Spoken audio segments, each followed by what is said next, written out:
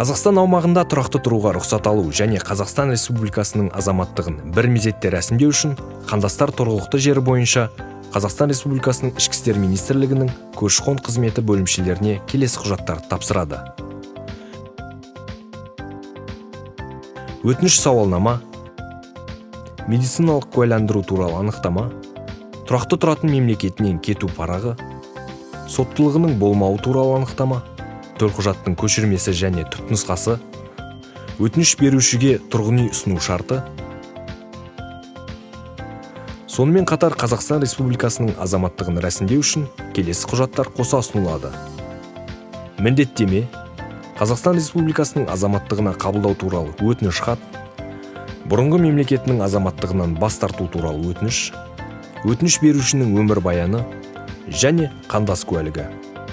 Қандастардың тұрақты тіркелуге рұқсат алу және Қазақстан Республикасының азаматтығына жеңілдетілген тәртіппен қабылдау туралы өтініштерін ішкі істер органдары 3 ай мерзімінде қарайды.